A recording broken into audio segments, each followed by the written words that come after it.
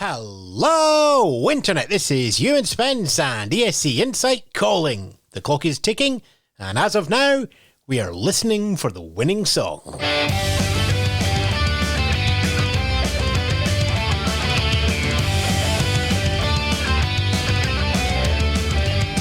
Coming up, the new season is here, Junior Eurovision shows us the way, and it's our annual mention of steps. It's early this year. Yes, good afternoon, good morning, good evening, welcome. It's the ESC Insight News podcast, keeping you up to date with all that's happened in the world of the Eurovision Song Contest. I'm Ewan Spence, and as always, you can follow us at escinsight.com, find us in your podcast directories, leave us a review if you like, and of course, support us on Patreon with supporting tiers starting from as little as the price of a cup of fancy coffee a month. And let's face it, nobody in the world is spending that much money on coffee at the moment. Anyway, yes, welcome to the new season of the Eurovision Song Contest. Although we're here with the podcast, the radio broadcast and everything on the website all year round, the pulse of the contest really starts to quicken after September the 1st. Why? Well, for those of you who don't know, any song released to the public after that date is eligible for the Eurovision Song Contest in the following year. So, any music that you hear now as a new release is eligible to enter in May's contest, assuming it's under 3 minutes and it meets all the other rules. The first day of the 9th month is now widely regarded as the beginning of rabbit season. No, duck season. No, rabbit season. No, duck season. No, Eurovision season. So, we're underway. And we'll finish with two semi-finals on Tuesday the 18th and Thursday the 20th of May. The grand final on the Saturday 22nd of May in Rotterdam, hopefully.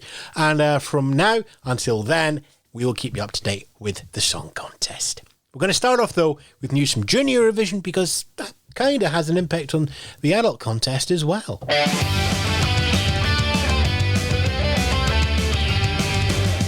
So, Junior Eurovision is happening in late November, and we've mentioned before here on the Insight News podcast that Junior Eurovision's format has been rather fluid, given the COVID-19 pandemic and the impact that's having on pretty much every area of society. Well, we've got a little bit more solidity to Junior Eurovision now. This week saw the EBU confirm both the entry list of the national broadcasters, we've got 13, more on that in a moment, and the format of the show. Following the cancellation of Eurovision 2020 in May, many wondered why the contest couldn't have been held remotely, with each delegation beaming in a live performance from their own TV studio.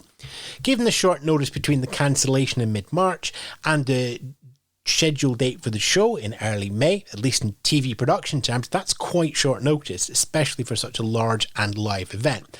The idea of doing a remote contest was deemed both impractical and not quite in keeping with Eurovision as a live event.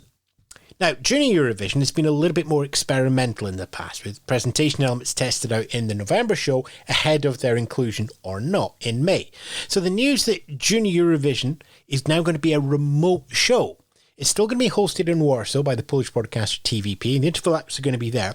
But the performers are going to have similar tech setups in their home TV studios. They'll have the same size of stage, they'll have the same rough lighting rig, they'll each be allowed the same sort of level of tech going on, and that's where they will do their performances.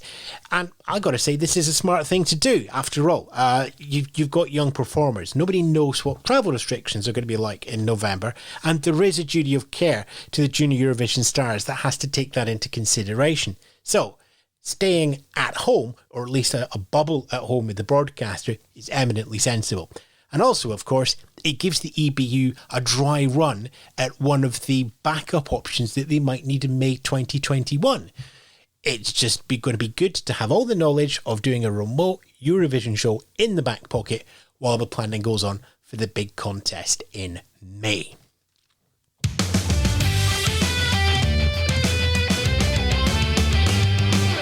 Okay, so we do have some more names for Junior Eurovision. We've got the names of the broadcasters in the country, so we might as well just highlight those so we all know who's going on. Armenia's ARM TV, Belarus's BTRC, France's FTV, Georgia's GPB, Kazakhstan and the Kabar Agency, Malta's PBS, Netherlands and Avrotros, Russia's RTR, Serbia's RTS, Spain's RTVE, Ukraine's UAPBC, hosts Poland TVP, and of course we have to remember that Germany's making their debut at Junior Eurovision this year with ARD ZDF's children's channel Kika representing them there. We're going to have the names of the performers coming out through national finals and internal selections over the next couple of weeks. We will keep you up to date here. We do have our first name, and it's from Germany. Kika having their Kika Live Das Casting show last weekend. So we have our first singer for Germany and the first for Junior Eurovision 2020. It's 13-year-old Susan, and she will be singing Stronger With You. Kika is putting together a 2-hour documentary on the whole selection process, the journey that Susan has been through and is going on, how the song was composed. That will be broadcast in the next couple of weeks. We're still waiting to hear an air date on that one, or they might actually just leave it till a little bit closer to the contest in November. We've got some more progress in terms of the national final selections as well. Malta's PBS is now shortlisted its 12 singers and songs. They're going to be put to a public vote to find their Junior Eurovision entry. 50% of the mark will come from jury, 50% will come from the televote, and we're expecting a national final later on this September. Ukraine has had 105 submissions of songs, 70 of them have met the criteria. So the broadcaster's now found its 11 finalists. There will be there was online national final voting that's now closed. Those votes are going to be added to the votes of a jury, and we should have an announcement on who's won that by the end of the week. Right, over to the adult contest.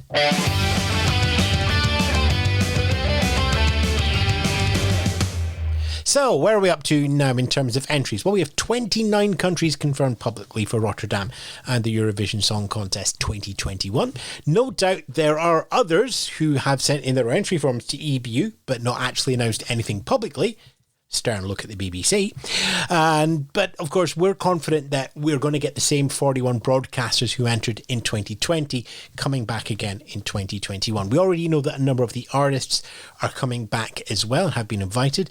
There haven't been any new names into that mix yet, but there's one or two artists that are hinting that they've already been chosen. So things are going on behind closed doors, not so much happening in public at the moment. But in terms of some news from the various countries and delegations, let's go down those in our typically just about alphabetical order.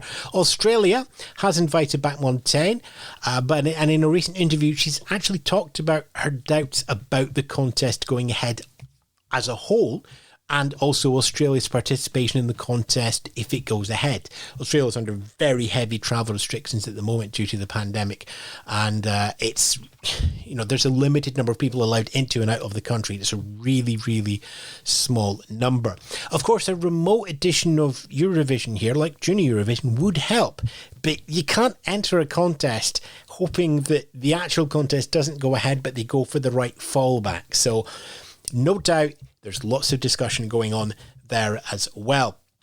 Over in Belgium, Hooverphonic have been invited back from 2020, and Alex Kellier of the band has confirmed that over the summer they've written a significant number of songs. He said something like there's 3 albums worth here. So there's probably one album when they sort through everything. Now, the Eurovision entry is likely in that pile, but they haven't yet decided which one it'll be. So given the wide range of Hooverphonic's genres that we've heard over the last couple of years, that doesn't help us at all. It could be absolutely anything. It could be that slow, dreamy electro-pop. It could be they might have a pirate shanty for all we know. Hooverphonic doing a pirate shanty. We'll keep you up to date with that. In terms of when songs need to be in, by the way, you're looking at about mid-March where the songs have to be submitted. So there's plenty of time yet. Estonia, submission window for their national final Este Lau is now open, and it will stay open until November the 6th. From that, ERR will select 24 songs to go forward to the televised rounds.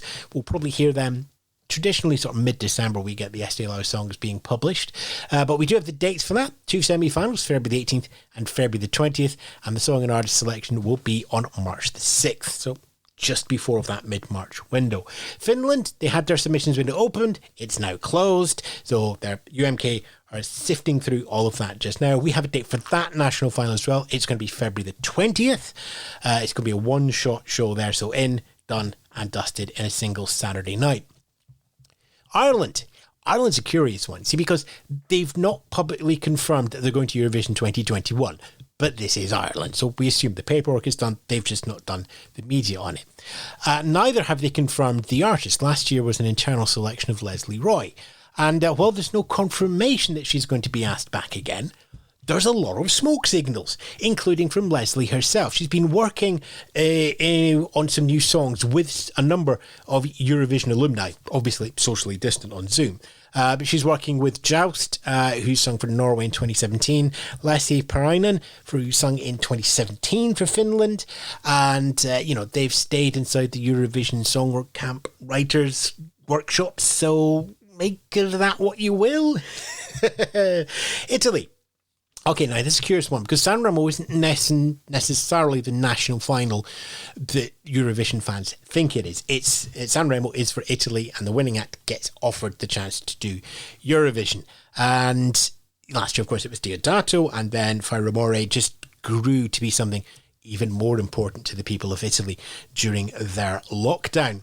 So the artistic director of Sanremo, Amadeus, has said that he sees the Sanremo Festival as a rebirth of coming through the pandemic, which means he doesn't want any mask, he doesn't want any distancing, he doesn't want a half-empty theatre and the orchestra 2 metres apart from everybody else. He wants it to go ahead as expected, as a Sanremo, with no half measures. It's either all Sanremo or nothing.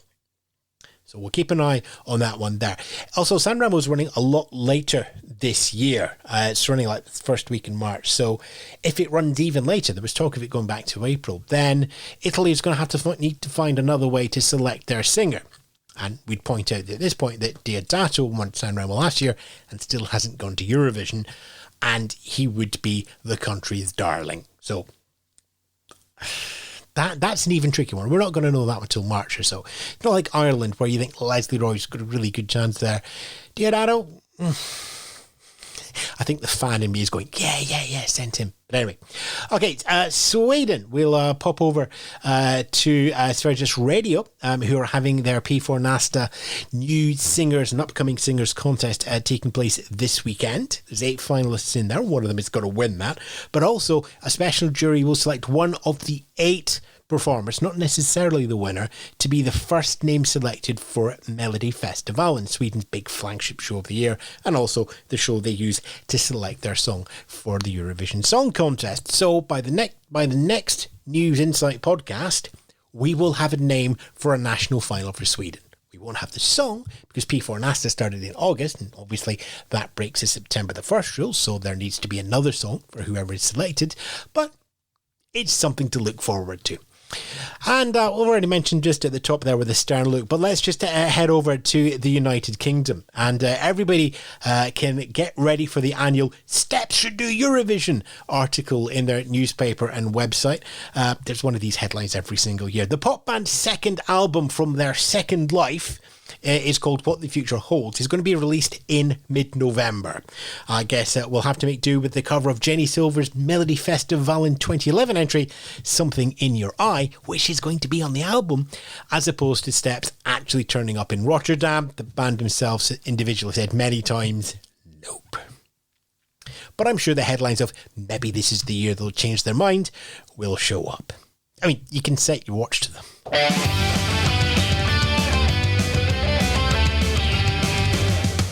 Right, what else is going around for you to enjoy in the world of the song contest? Well, back here at ESC Insight, we have an episode of Eurovision Castaways posted last week.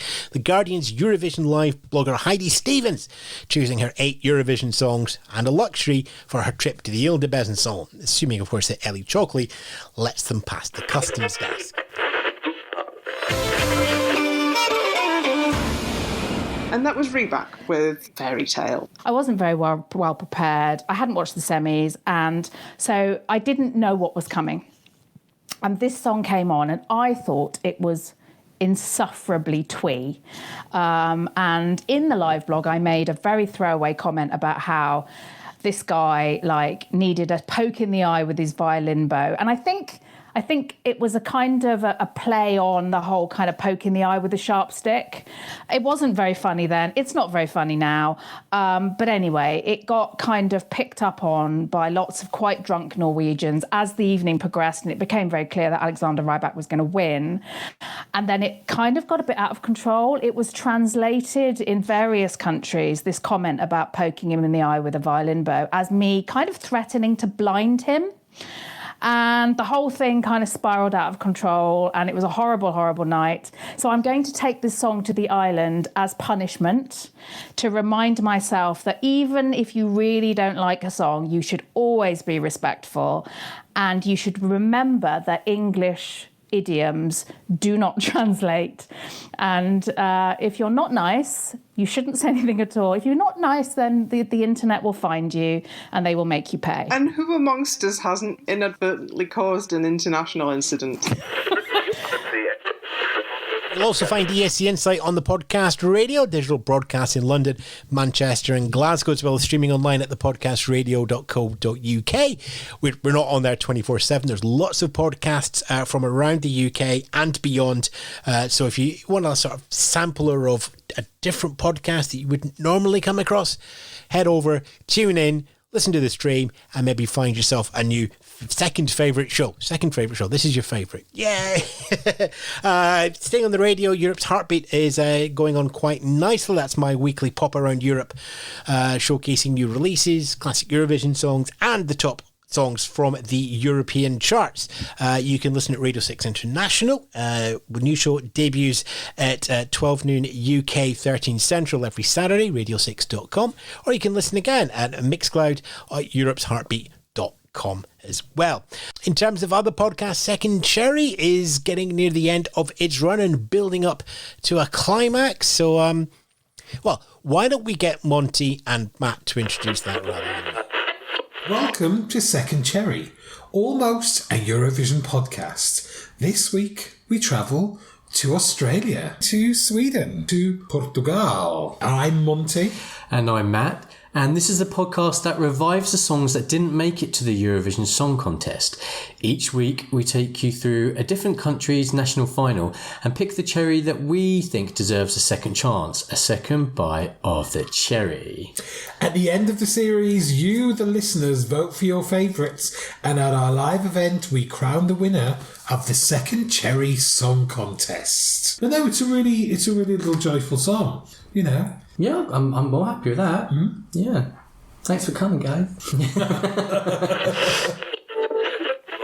It's the Second Cherry podcast, our secondcherry.vision, and we'll put links to all those shows and everything back at our website, escinsight.com. Pop over there just now. Few dates for your diaries that we have. Saturday, September the 19th is going to be the next edition of Eurovision again. It will start at 8 p.m. UK, 9 p.m. Central Europe. As always, the year of the contest we're going to watch simultaneously will be announced 15 minutes before the show starts. And as always, we'll have a companion podcast ready to go as well to give you a look at the rules, the acts, the songs that didn't make it, and some memories as well. Also, you can put these in your diary for the end of September. We've got a couple of dates for Junior Eurovision National Finals. The Netherlands and Kazakhstan will be on September the 26th, and Poland will be on September the 27th. So that's us. That's the Eurovision Song Contest and Junior Eurovision for the last week or so. Keep up to date. We've got lots of articles, information on podcasts coming out at escinsight.com. We've got a really special documentary coming up for you in the next week or two as well. If you want to support us, patreon.com/escinsight. We've got a really nice entry-level tier at $4 a month, or main tier at $10 a month, where we give you some bonus content and articles as well. Head over, have a look at that and see if you want to help us out. And if you don't, just give us a like on social media, give us a review on your podcast libraries. They are all wonderful as well. I'm Ewan Spence. For myself and all of the ESC Insight team, stay safe, be kind, ta-ra for now. Give me the guitars.